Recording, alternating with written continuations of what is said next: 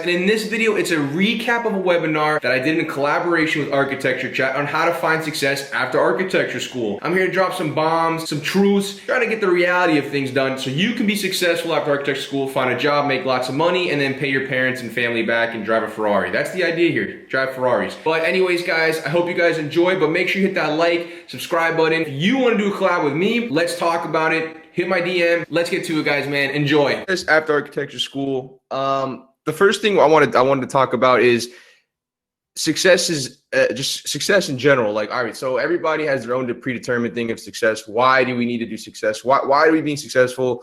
I mean, what I think is successful is different than what you guys think is success. But at the end of the day, we all can agree. I think we all can agree, right, that we want to be successful in one way or the other, whether it's at a big firm or do you want to start your own practice or you want to become a social media manager.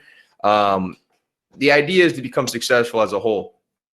Following that, there's different ways of being successful. You could start your own firm. You can become a project manager, whatever the case may be. To give you guys a quick background, I went to architecture school here in the United States. And then after that, graduating, I did my intern hours, the testing process. It gets pretty strict over here because the way America works is we don't allow, if you're from out of the country, you want to work here, it's a lot harder versus we going there. So I did the whole architecture school for 5 years. It was a lovely time, as you guys may have experienced. Some of you guys are in school, some of you guys aren't. Following that, did the intern hours. I worked throughout school, which was, you know, a useful tool. And that's where I am today. So now I'm working and we're here, you know, doing it. So success as a whole, I mean, what if you guys can in the chat real quick, what is success from you guys? Like, what do you guys think is successful? Because at the end of the day, like, we need to be successful in our firms, we pay the bills and stuff, but like, why do you want to be successful? If you guys can put in the chat, I mean, let's get you guys a little involved in here. Why do you want to be successful in this field? I mean, is it just to pay the bills, or is it just to, you know, start a firm, like leave a legacy? I mean, this industry is so broad. What are you guys looking to do? So I guess let's put in the chat. How do I do this poll? What is success?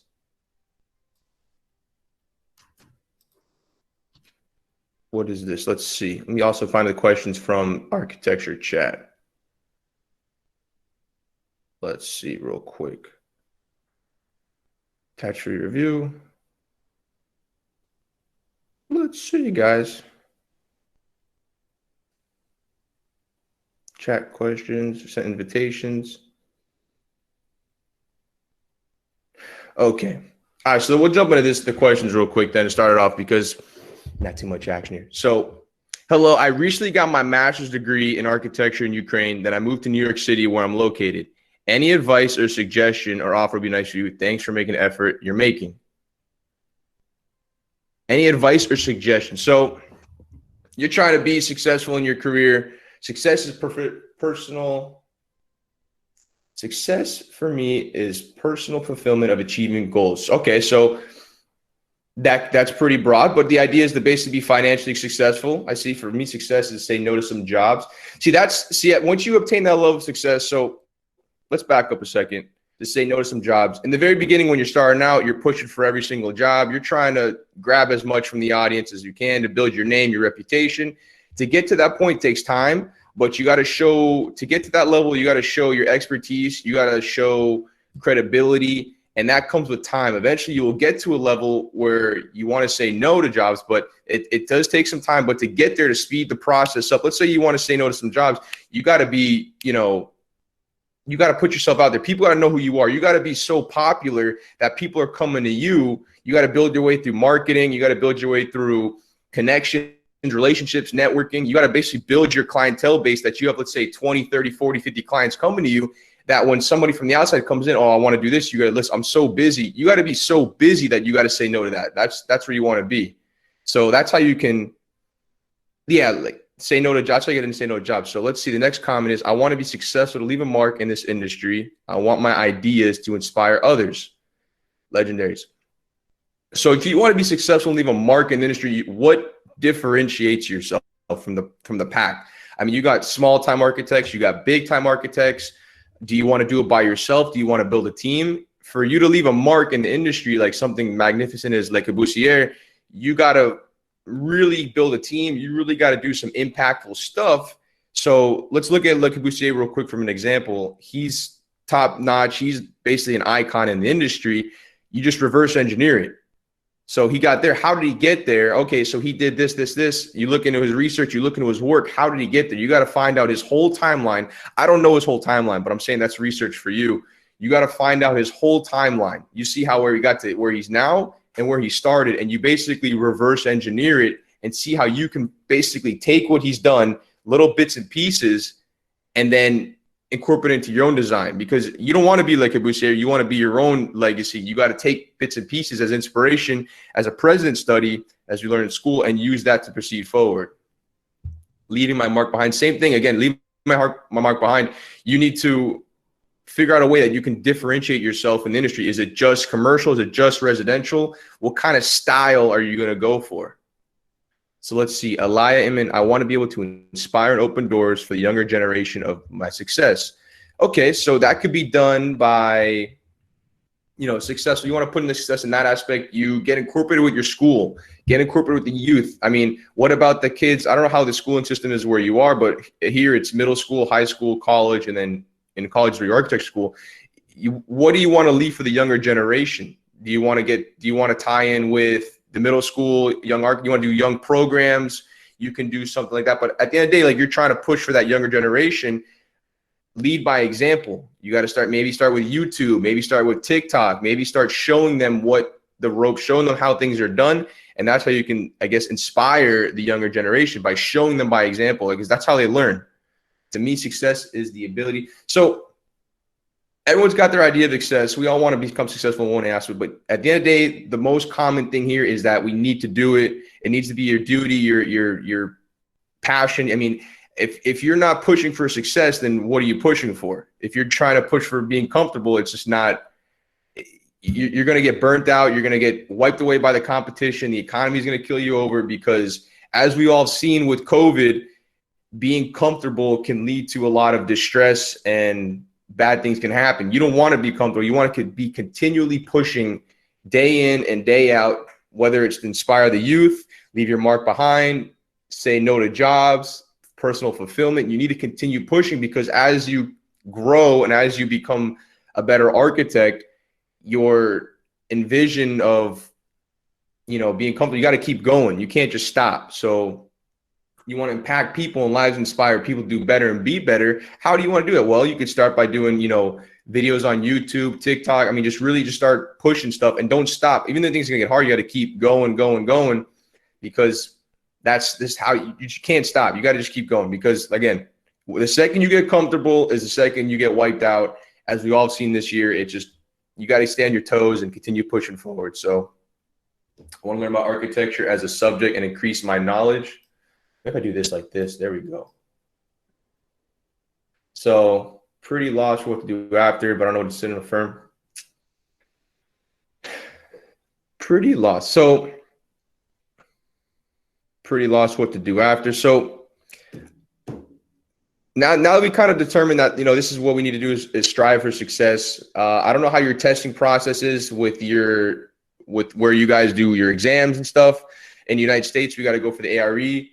I believe in other countries, it's pretty much once you pass college, you're already a licensed architect. A little bit different here, but and then so pretty lost what to do after. I don't know when I was sitting in a firm for 10 years of my life, waiting for a promotion just to earn a little bit.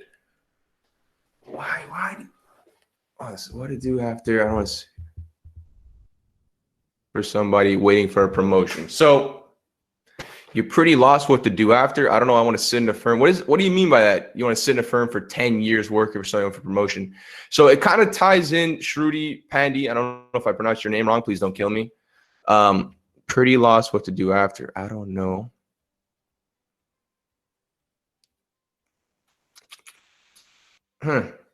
I guess what you're trying to get is you don't want to work for somebody. It kind of ties into what we were talking about success-wise.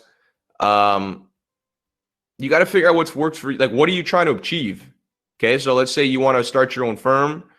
Let's say you want to become a freelance architect. Whatever the case may be, it's time back in what we just spoke about. You got to just figure out your path and reverse engineer it.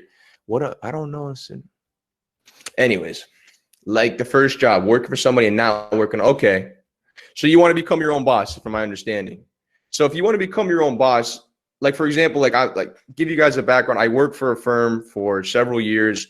I got my credentials, I got my experience, and now that I'm on my own, I guess that's kind of where you're trying to be at. If I'm wrong, correct me. But the 8 a.m. So yeah, so that's exactly what I got out of. If you guys would have known me like 3-4 years ago, I was doing the 9 to 5 grind. I hated it. It really sucks. But you got to pay your dues. You got to get your experience, and while you were there, make the most of it. Because if you're doing this 8 a.m. to 5 p.m. routine that nobody wants, you got to go there and learn as much as you can. So what I did was after college, I graduated and I got a job, did 9 to 5, and I would study before I would study at after. I mean, I would just basically build my qualifications up. So while you're there, not only do you just do 9 to 5 and go home and play Xbox or really, sleep or relax, like you got to continue to grow your skill set because you need to overachieve that 9 to 5 position. You can't just be in that 9 to 5 and just, okay, once 5 o'clock hits, you can't just stop. You can't just be like, all right, I'm done for the day. Let me go do this and this. You got to keep going. So I did the 9 to 5. And then while I was there, I ended up building my skill set, leaving the 9 to 5. Now I'm a freelance. I do whatever I want, my own hours. It didn't happen overnight, but you got to continue to basically build your skill set, whether it's commercial, residential, hospitality. It depends, whatever industry you want to work in. Is getting specialized in a particular domain better than being? This is a good question. Getting specialized in a particular industry versus jack of all trades. It's a common question. Like, do I strictly want to do modern residential homes, or do you want to be a jack of all trades? Me personally, I am a jack of all trades. I like the commercial work. I like the residential work. I like all the work because it keeps you afloat in times when things are bad. For example, with COVID, a lot of the stuff, the commercial work actually went down, but the residential went up because people realized that you want to work from home. So now the home industry is kind of up here in the commercial, but now it's starting to be like this. So you want to spread your wealth thin. That's for me. Maybe for you want to be strictly a modern residential architect, which is amazing, but be cautious that industry, as the economy shifts in different sectors, you may have work, you may not have work. So it could fluctuate. What if being in the grind isn't bringing you any joy, even though it's building your credentials? I hear you. Aroa, I can't pronounce your name, or Savai. I hear you. I'm with you on that. The 9 to 5 sucks. We can punch the sand, but at the end of the day, like if you don't do that, how are you supposed to get to the next level? You understand? You got to do the 9 to 5 to get to the next level. So what you got to do, instead of just hating it, pulling a fit and doing all this, you got to go in there and like, all right, I got to do this anyway, so let me make the most of it. So like, if I got to do this stuff, let's get in there. Let me learn. Let me grab books. Let me just get in there and do all what I got to do. Absorb it all. I mean, like literally, I don't know if my old boss is watching, but I even have some of the books at my house still because like I just was taking it home and absorb. You got to take, I mean, like literally act as if it's your own firm, because if you take it on as yourself, you'll absorb it better. Like put yourself as like, how can I run it? Like if you put yourself in the shoes as like, this is my firm now. How, if you were the boss of it tomorrow, what would you do? And it changes your way of thinking. Don't just go in there like, okay, I got to do a wall section today. Like, this is my firm. This is how I want to be successful. So, oh, what is she doing? What is he doing? And you start to look at it differently. So that's what you got to do. Like I said, Viviana, take the 8 to 5 job as an advantage, absorb all the knowledge. Exactly. You got to go in there with that. You got to change your mind shift. You got your mind. You can't go in there like, I don't want to do this. This sucks. I mean, I did that at the beginning, and then I realized that if I want to get out of this, I have to make the most of it. So that's how you get that shift from the 9 to 5. And then once you're on your own, it doesn't stop. It's not like, oh, it's just, I made it. No, you got to keep pushing. Again, it goes back to that first concept of keep pushing, keep striving for success, because if you stop and get comfortable, it sinks the ship. It sinks the ship unless you're getting government jobs, then it's a little different. But again, everyone has their own different way of success. But thank you so much for that question. That's a good one. Let me jump back into continue on with this. As an Indian graduate, is it possible to work as an architect in a studio or a firm based in USA? So this is a tricky question because I actually use workers out of the country. I have worked with people in the Philippines and Brazil. We actually freelance some of our work out because of it just makes it work better. Because what's cool is that my time schedule is different than some of you guys. You guys are saying Brazil, India. I think someone was saying Spain. As you guys can see, like when I wake up, it's nighttime for you guys. So the USA freelance, it's actually really, it's evolving. I know a lot of firms are now outsourcing stuff over the countries and stuff. If you wanted to work here in the United States, it's a little different. I know it gets a little bit legal, though I'm not a lawyer, so you got to, talk to your lawyer or stuff like that. Don't quote me on any stuff like moving in and out of stuff. But I'm going to put this website in here in the chat. NCARB. NCARB is they basically license. They regulate the licensing here in the United States, and they have on their website. Let me see if I actually can find it, where they talk about if you're from out of the country. I know there's different requirements, out of state or out of country requirements. You can look it up on there. I don't know where it is, but they can basically, you can see if you're like from out of the country, what you have. Because if you have a degree, let's say from Colombia, and you come here, I believe it accounts for some credits. I'm not sure. Don't quote me on it. But look at the NCARB. So Masters of Project Management, thoughts. Look, guys, I got a bachelor's in architecture. I think the schooling system, I don't think you need to do a master's. And I'll tell you why, because I believe work experience is more valuable than a school. Masters on I think the experience, if let's say a project manager comes to me and he's like, I don't even need this on. I don't have these on. Let's say a project manager comes to me. What happened? Oh. A project manager comes and he goes, hey, I want to hire these two new interns. One's been in school for 5 years. One's been in school, has a master's in project management for 5 years. And the other one has 5 years experience. Who would you pick? Think about it. We're thinking too much in school. These guys are businessmen. This is a guy, I'm trying to pay my bills. Why am I going to, this guy has a master's, but this guy's got 5 years experience. I mean, it's think about it. You're going to have a guy who's got no real work experience, but a degree. And you got the guy who's been 5 years in the field with obviously you got to get the degrees and qualifications, but if it's, put it this way, if it's not necessary, then you don't got to do it. Then don't do it. If it's not like you need it, then don't do it. Need it, not want it. Need. That's the big key thing. Need versus want. Experience. Yeah, exactly. You're going to take the experience, of course, because if you hire that guy tomorrow, he's going to be working. If you hire the guy with no experience, you got to teach him. So experience over schooling, 100%. If you need the schooling, do the schooling, but you get the idea. Did you take an ARE during your undergrad or after?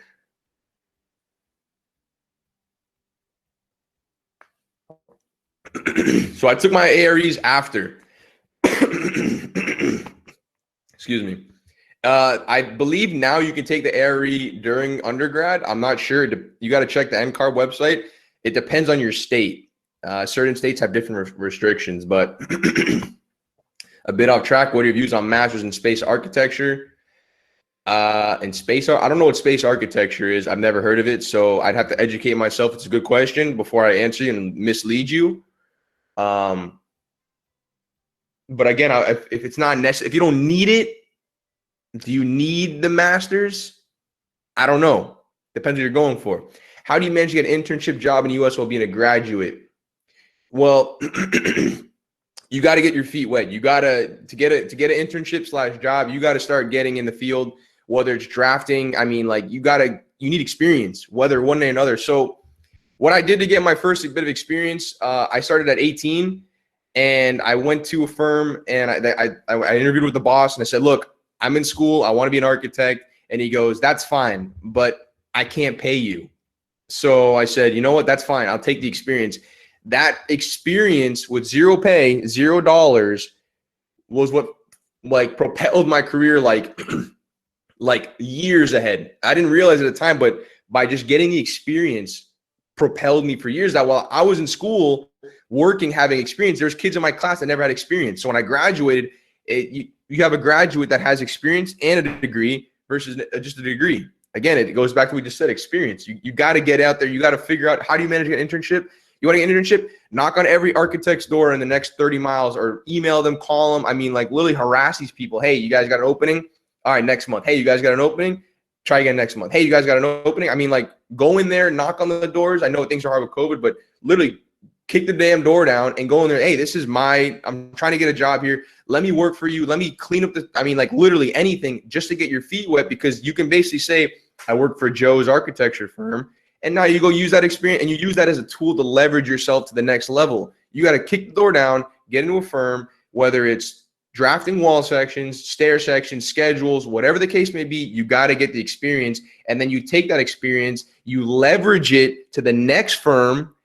You work at Joe's firm for 6 months. You go to the other firm. Yeah, I worked at Joe's firm for 6 months. Okay, we'll take you in. You're not from zero. You're not from zero. You're from 0.5 or you're at 1. That's okay, but you're not zero. Then you take that experience and you leverage back. Yeah, you go to Tommy's firm. You get where I'm going. You leverage your experience to get to the next level. You got to continually take it and push it to the next level. So what's your MArch? Again, guys, the Masters of Architecture, I don't have one. I got a bachelor's. I will never get a Master's of Architecture. I don't need it. I don't need it for the licensing. The only reason I need an MArch is for teaching here, but I don't really need to teach. I mean, like to teach in like a formal, some universities require it, some don't, but I don't, nah. Do you need it is the question. What's your opinion on Masters of Architecture? Again, I don't think you need the Masters, man. Hi, I'm 18 years old. I'm studying architecture in Europe. Let's see. But I don't know. Do you have knowledge? But I don't know any better universities in Europe. I'm in the United States. You got to do some research, see what people are saying. Jump into some Facebook groups, see what, get some words out there. You can't really just ask me. You got to see what people that are in it doing. Like, see people that are in that college that have graduated. They'll be the ones to give you the best bet. Like, what is the way to go for project management and real estate after bachelor's? Again, it's just experience, because you can learn all this stuff. We can go to school for 20 years, but at the end of the day, when you got to apply the knowledge, that's when it's really important. Just because you have a master's, that's great, but what have you done? Like, you got to get out there. I think master's degree is important only if you need it to become an architect. Yes, you got to show. You got to put the pen to the paper. You got to show something. Again, Reed, I agree with you. The master's degree is important only if you need it. So the master, I'm not saying school is bad. Don't misguide that. I'm just saying, but if you need it, use it. If you don't, that's where we go. But what if you're an outsider of the US? How do you manage an internship then? If you're an outsider, you got to just basically, so let's say you're from zero, right? You're trying to get an internship at anywhere. What you could do is draft let's say you're at zero, right? So what I would do if I were you, Jasmine, if I was zero, I would design a house.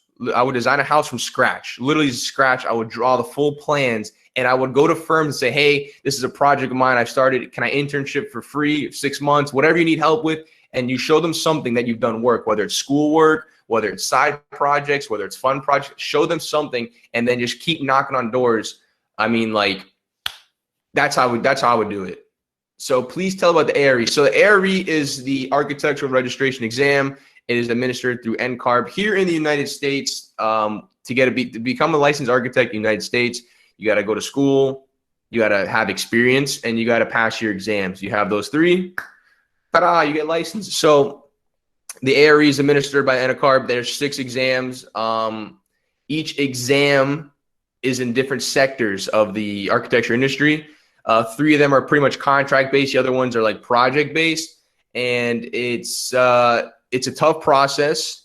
Was it hard? How long? So the ARE exam. So you're gonna have 2 spectrums. You're gonna have the ARE exam people that pass in the first 2 months, and you're gonna have the ARE people that takes them 20 years, like literally 20 years to finish. So it depends on you, how much experience you have, how good of a test taker you are, how good of, a little bit of luck.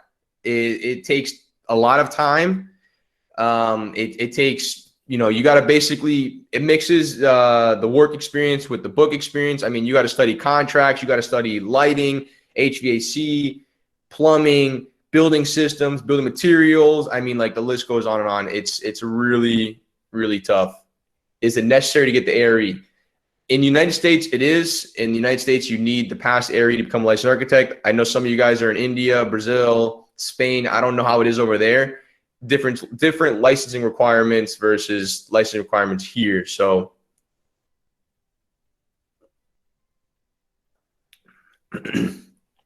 what should I prefer?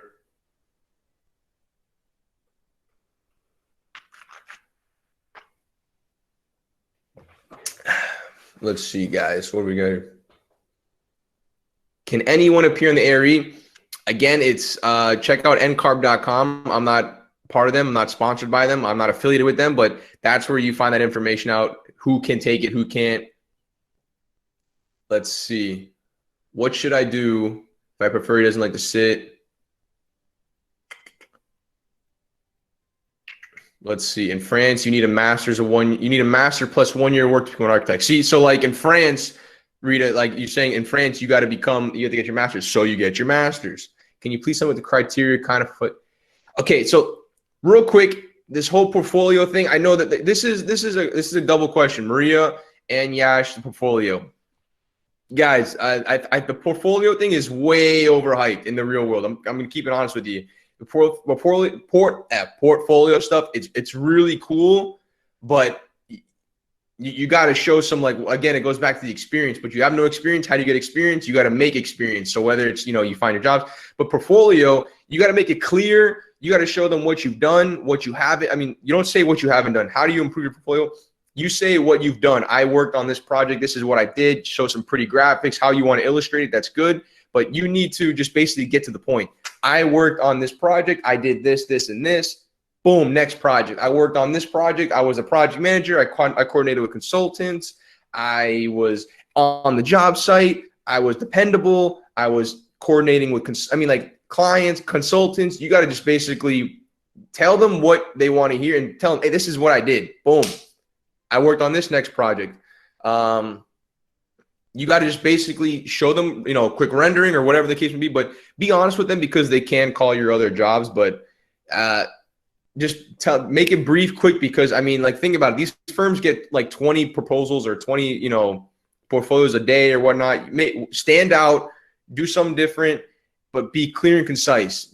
Don't try to blast, this, and I designed this. Hey, I worked on this too. It was a 5,000 square foot home. I blah, blah, blah, and just right to the point, because the time they're taking time out of their day to read your portfolio. They're taking, hours and hours to go through all these portfolios. What makes you different? Clear, concise, good looking renderings, good looking quality, and just keep moving and shoot out as many as you can. How important skills like sketching, painting, photography, very important. They want to see an artistic aspect of it all. I think it's very important, sketching, paint, to show all that. If you do stuff outside of work, show it in your portfolio. If you sketch, if you photograph, show some of that stuff, because they like to see that you're not just a robot. They want to see that you have some sort of incentive. If you do YouTube, if you do hiking, or if you do whatever the case may be, show that to them, and that it's important. They definitely take it into consideration. Is there any firm that you can suggest one can consider? You got to find out in your area. I don't know which area you're in, Jasmine. Any firm? Let's see. I know some people already get a job. Is it really significant to take the exam to get a job? You want to become licensed. It is compulsory. What is the difference between topics? Is it compulsory to take? What is the difference in which topics? Difference is major. It kind of ties into the master's thing we spoke about, guys. Here in the United States, if you want to become a licensed architect, you need to take it. So it's important. Why would you? I guess the question I have for you guys: if you went through all that schooling and you didn't become a licensed architect, would you still do all the schooling? It's almost like if you're gonna do it, you do it. If you're gonna put all this time and money and effort, like, do it. Like, don't just, I guess, half, I don't want to curse, but like, you want to fulfill the whole thing. You want to like complete the journey. You don't want to just like you don't want to do the schooling and not take the exams. You want to take the exams. You want to get the full 9 yards, get your qualifications that you need, and build a successful career. So that's my take on it. You want you want to do what's necessary and do what's necessary. And then, like I said, take the exams, do all that stuff. There is any light exams like ARE. I don't know what country or continent or where you're at. It depends for you. You got to find out. Like I said, in the United States, it's the ARE. India, I don't know what's in India. I don't know what the exam. I know in other countries, like for example, I know Colombia. If you graduate architecture school, you're an architect. No, there's no exams. So you got to find out what qualifications are necessary for you. Look at ask your bosses, or if you have any bosses, ask them. It's GATE in India. I don't know what the GATE is in India. I'm sure it's Yash. Thank you for helping out. But you get the idea. Whatever I guess you'd say qualifications you need, it's going to vary for country, and go from there. So let's see. Do I need to study in top colleges to work in U.S.? GATE is crap. Ash does not like GATE. Okay. Apart from all administrative talk, what is the kind of skills one needs? Like the skills to find success. This is a good question. Like build a strong personality, network, or something else. I studied 5 years for my bachelor. Like this is a good question. The skills to find success. First and foremost, you got to figure out what kind of person you are. Are you a type of person that's like entrepreneur, wants to run a firm, or you want to be someone that's not so person interactive, wants to just be more technical? Once you figure out what kind of person you are, which is, self-admire, you got to basically look yourself in the mirror. So if you want to be an entrepreneur and build a business, how can you develop skills in that aspect? If you're very technical, you want to basically, how do you become more technical? Do you read more books? If you're I guess it's a two-part question.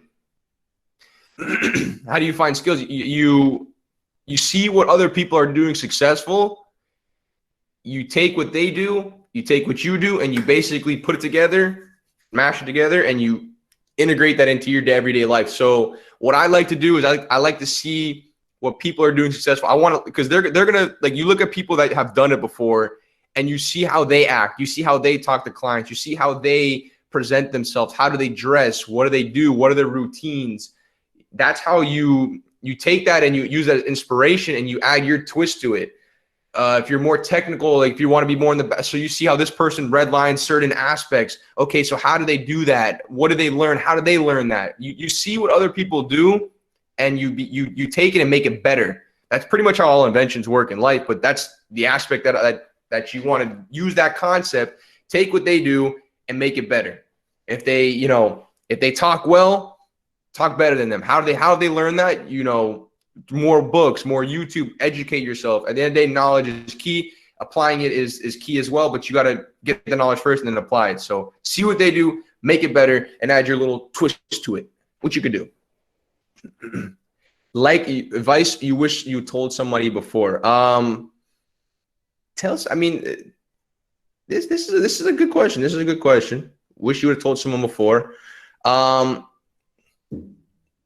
I would say advice you wish you would have told someone before. This is like because pretty much over the couple of years, you make mistakes and stuff, and you want to go back and say, hey, like you shouldn't have done this, you shouldn't have done that. I wish I would have done this in the very beginning, which I didn't. I wish I would have taken the jobs more as of my own instead of just going there and just like, I wish I would have been more like, I guess you would say, like owned it more. I wish I owned the jobs more of my own. Like I was in there basically like, I just want to get a 9 to 5 and get out of here in the first couple of years. So I wish I was basically like, I wish I dedicated myself more to really learning more and getting into it. It took me a couple years after to like really start doing that. But I wish like in the very beginning, I wish I like would have gone in there and like, guys, I'm here to really make an impact and really devote myself to the firm, as opposed to the 5 o'clock, I'm out the door. So that's kind of what I wish I would have done earlier. Like really get more into it and just strive to be better. I wish it probably would have sped my career up like a year or two easily. So that's a really good question. I don't know who said that. I think it was Rita. That's a good question. I've done internships. Now talk about BIM.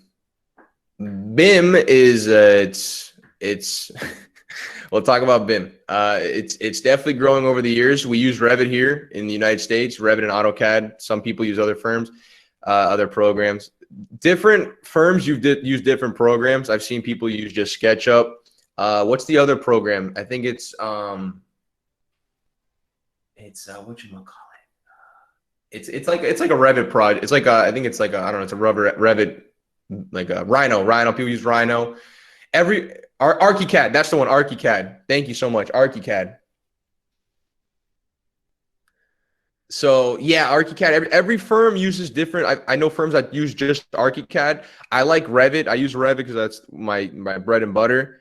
I think it's the main. I think it's definitely the future of the industry because it's Autodesk is AutoCAD and it's just been around forever. Some firms still just use AutoCAD. Some firms use Revit. Double down what you know, and I don't know Rhino at all. So I or 3ds Max or Six Sigma. I don't know these programs, but I know Revit and AutoCAD, and I look for firms that look for that. I know firms that don't. I know firms that work just this, just that.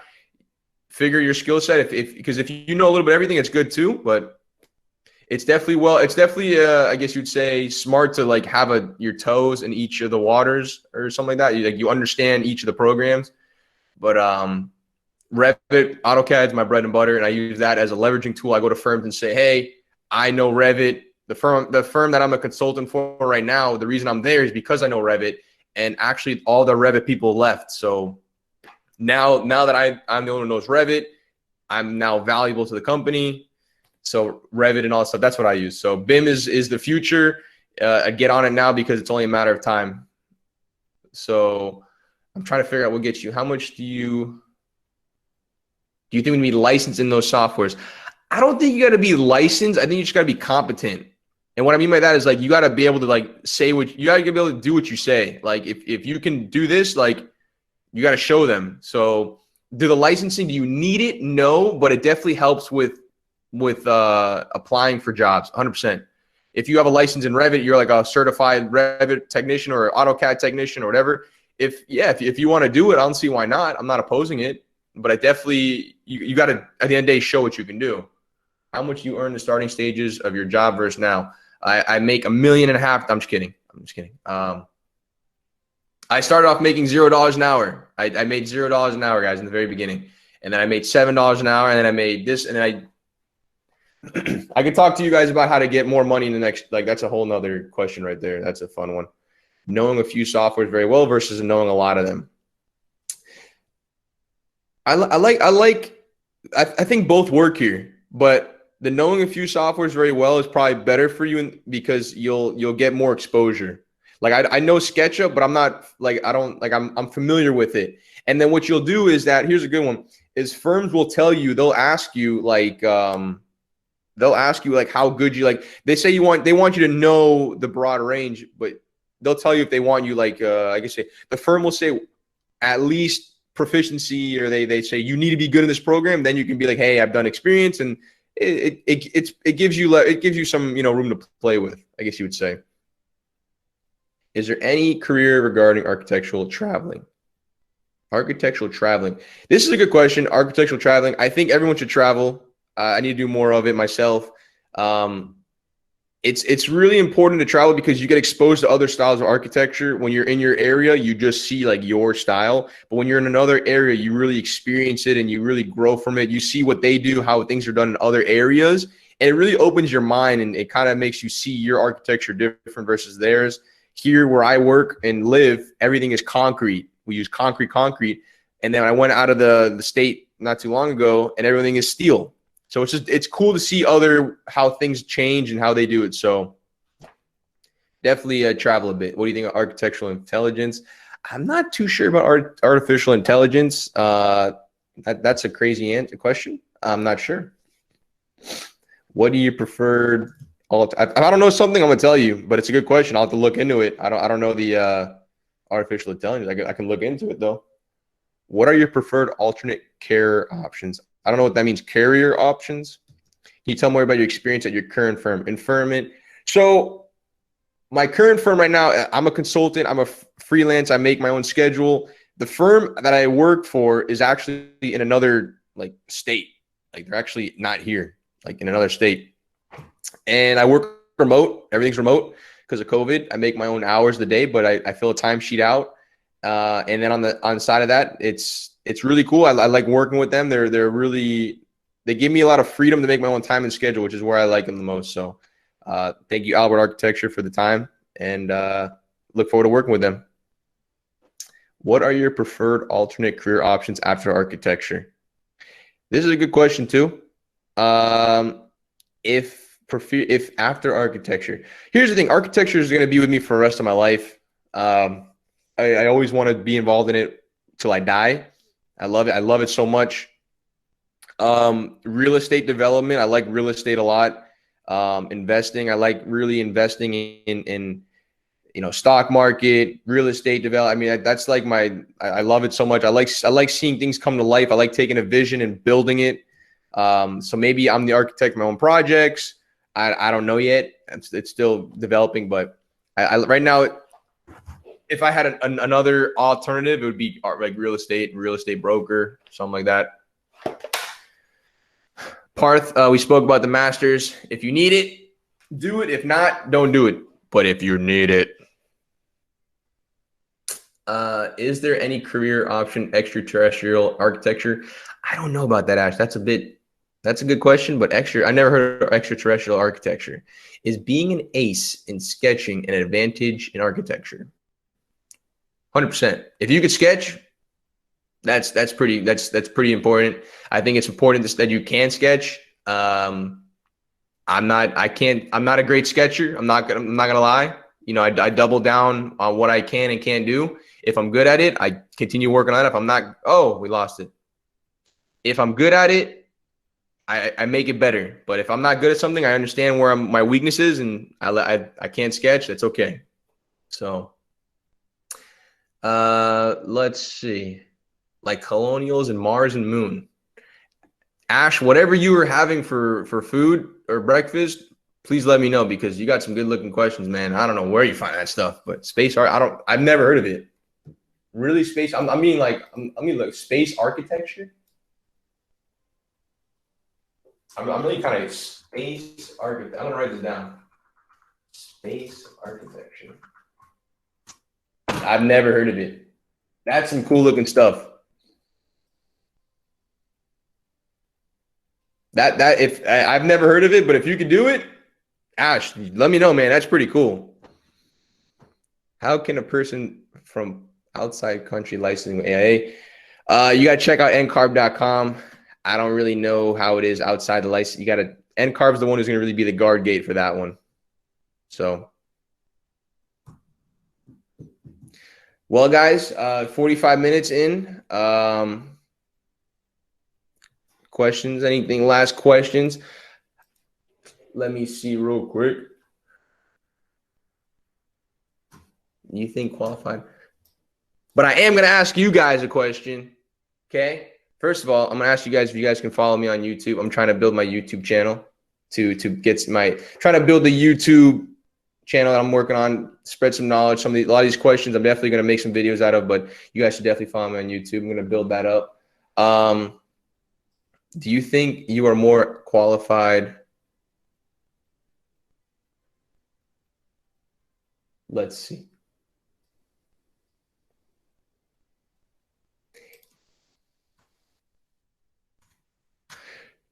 Can we get successful even when we don't know how to sketch? Savannah, I got good news. I can't sketch at all. I suck at sketching, and I'm still making it happen. You can definitely be successful. Just double down on the skills that you know. I can't sketch for my life, but if you can do it, by all means, it's better. I wish I could sketch, but if you don't do it, don't worry about it. That's okay. Then find a firm that's okay with that. Do you think you're more qualified than the average, or you're more self-aware so you use your skills better? Sorry. A little bit of both. I think I'm definitely qualified more than the average, but I'm also more self-aware. So self-awareness is major key. I definitely know where my skills are, like where I'm good at and where I'm bad at. And when you know what you're good and what you're bad at, you're able to use that and kind of use that as a tool to get to the next level. So I'm good at this and this. I make sure I push that heavy. If I'm bad at this, I kind of like don't mention it. I'm not good sketching, so I don't say I can sketch. I'm not, if I need to, it's rough, but like I'm more, the self-awareness is key, knowing what you're good at and what you're bad at. 100%. That's probably like the most important tool you can take away from this, is become so self-aware that you know what you're good at, what you're bad at, and just become really freaking good at that, like really good.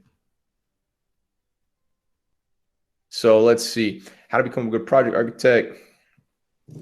Experience, man. A good project architect is experience. You got to get that. You got to make mistakes. You got to screw up. You got to make mistakes. You got to learn, repeat, screw up, make mistakes. You got to just, you'll learn as you go. That's pretty much where we're at. But got a couple more minutes, guys. I'm definitely gonna make a lot of these. Are a lot of good questions that I'm gonna be dropping YouTube videos about, because a lot of this stuff I don't know anything about space architecture, which is really cool. I'm honestly kind of I was saying I don't know about it, but only in Houston, that's pretty cool. I'm in architecture school right now. What would be your suggestions for a student? I just did a video how I survived architecture school. So I put that right here in the link. You can check it on my check out my channel. I think it's right here. Put it right here. I mean, like, vibe with your classmates, you know, learn as much as you can, sleep, be presentable. I mean, suggestions for students. If there's one tip for architecture students right now, listen to this. If you're in architecture school right now, this is probably the biggest thing ever. I mean, like, this is like major key. So you guys ready for this? This is like a super duper, like, if you're in architecture school right now, go get a job anywhere, anything, get experience while you're in school. 100%, you need to do it. I don't care what school you're in. I don't care what firm you're in, whatever. You need to get experience while you're in school. 100% game changer. Just do it. You will do it, and you're gonna go, hey, this guy on the internet told me to do it, and it changed my life. I'm telling you, when I was in school, I was working. People were not working, and then when we graduated, I had experience, and I got jobs. You got way quicker, and it took those kids like a year or two while they were in school. I mean, you got to find internships during the lockdown. Get creative. You know what you got to do? You go on Google, you find firms in the area, and you just start messaging. I mean, you got to just literally like go after it. You know, I know it's difficult, but figure out a way. And what I would do is, let's say during lockdown, you build a portfolio, you find firms within like 100 miles, and you say, hey, you get on the phone. Hi, I'd like to know if you guys have any positions open, blah, blah. And you just send them emails like once a week. Hey, I love your firm. Your firm does really good work. I want to work for you. You tell them I want to work for you. I want to become an intern for you. Let me get in there. And then if I'm a boss and they're boss, they'll be like, listen, man, this guy, he really wants to work for me. We'll find something for him. How much you want to get paid? If you got to work that out. If, you know, say, hey, I'll work for free. I will do for free for the next 3 months. I'll do for free. Let me just like get my hands wet for free. I'll let me just one day a week, 2 days a week, whatever. Exactly. See, Nadia, you got to do college country, do 3-6 months internship firm if you want to graduate. There you go. It's getting hot. At the same time, we get college assignments. If you got to do like, let me see. At the same time, we get college assignments. How did you manage a job? What about summers? What about weekends? What about when you're playing games with your friends? You know, you figure it out. You get really good with your time management. You really make a good schedule. Even if it's one time management, read it. Time management, literally, like that's the biggest thing there. Time management. You block your days out. You tell them, hey, I can only work so many days a week. I mean, like literally, like time management. But you could do it. What year were you in when your first job? Year one. Year one. I got my first job. I went to the firm and I said, I want to work for you. for free, $0. I want to work for you. And I worked there for several months. After the first month of working there for free, he goes, I want to pay you. I want to pay you because you're working really good. I will pay you. But I did zero. I had no experience, nothing, zero, no portfolio, nothing. I want to work for free. And the guy says, okay, you work for free. I'll figure, you learn a little bit here and there. And that was the most important thing. My game-changing career. Boom. What were you doing in your first job? I did not submit a portfolio. I showed him what I'd done in school. I showed him like school stuff, and he liked the school stuff because it's really cool. But I went there with no experience, and I just said, hey, I want to work for free. I want to work for you. Who will take us like that? In India, we don't have firms like that. So you know what you do? If they won't take you like that, you got to create experience. You got to some way, hey, that's what I was saying. Design a house in your free time. Make a project for a friend. Make a project for your mom. Just as this is my mom's house. I did it for her, and she paid me in food. I'm just kidding, but you gotta build some portfolio. Use your school. Hey, does lead AP make any difference? I'm not it does if a lot of, like, for example, we're doing this house here in Miami Beach, and it actually is it's requiring lead. It's requiring a lead certificate, and we're just going to hire a guy that does lead. So lead AP, is a system here in the United States. It's basically like green architecture. It's a way to promote, look, let me see if I have a lead. It's like lead. It's like lead architecture. It's by the United States. Don't quote me. I'm going to put it right here. Did you do a lot of design competition during your college time? Yeah. Well, not you doing what I did them with school. I actually won a competition in school. It was a school project that was a design competition and won an award. It was actually pretty cool. One of their little picture. I definitely encourage design competitions if you have the time. I definitely like them. I wish I could do more myself.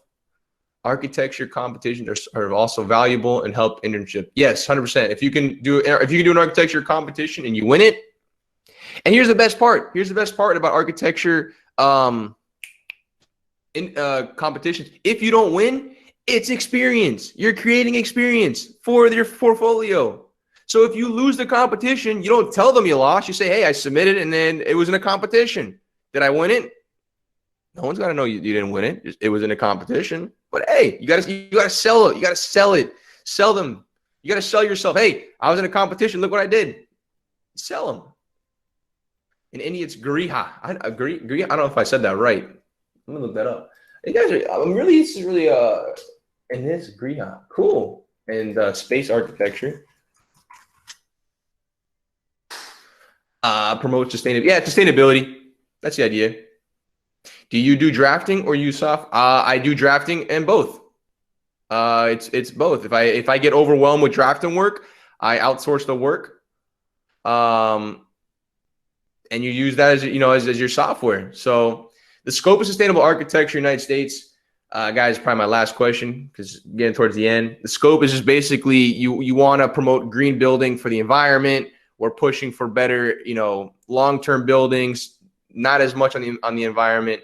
You want to basically minimize the impact on the earth because buildings take up a lot of energy, embodied energy. Look up that word, embodied energy architecture. This is a good one for you guys. That's something you guys should take a look into. Oh, that was the wrong one. Whoops. Minimize carbon. Yeah, you want to minimize the impact on the earth. When is your next live meet? I don't know, guys. I haven't really thought that part through. I am going to be on YouTube a lot more. Let me put my Instagram stuff on here. You guys can follow me on Instagram. Zero energy building. That's a good way to put it. It's all the same thing. Tomato. What's my Instagram? Let me get the link in here. I think it's Austin M5. Let me just make sure, guys. Can we contact you after as well? Yes, 100%. You guys can shoot me a DM. Shoot me anything. Guys, add me on Instagram here. I'll put all my links here. Shoot me a DM, all that fun stuff. And I'll ask all your questions here. I got this here. It's a YouTube one. Hold on, guys. This is this. I got my Twitter. Drop all that fun stuff here. Guys, thank you so much for coming. Any more questions, feel free to reach out to me. Instagram, YouTube, all that stuff. I'm definitely pushing more YouTubes coming out in the next couple of weeks. But it's been a good hour. It flew by. Holy moly. I'm definitely going to look into space architecture. That's a good one. A lot of good questions here, guys. I want to like save this chat. I wonder how I can do that. It's my first time using Google Meets, but let me see. Can I do it here? Change layout. Oh, okay. Guys, any questions, how to get a job, any of that stuff, feel free to reach out to me. At the end of the day, guys, it's just becoming more successful at what we do. You know, you want to, provide for your families, be able to do all these fun stuff that you see people doing. And that's the goal here, is just to become successful in whatever you end up doing, whether it's game creation, like Ash is saying, whatever the case may be, you want to be successful. So thank you guys for having me so much. Reach out to me, any of these things. It's been really fun. It's really interesting to see where you guys come from as well. Definitely these questions were a lot more intuitive than I thought. I'm really appreciative of it all, and appreciative of you guys. So again, reach out to me if you have any questions. And until next time, guys, I'll do another one of these definitely. I'll get with Architecture Chat. This was fun, guys. So you guys stay safe out there. And that's about it, guys. So thank you guys so much. How do I exit this thing? I want to save this stuff. Ash, you got some good questions too, man. I don't know what you were ready today, huh? Ash, you were ready. All right, bye guys. How do I leave this thing? Let's see.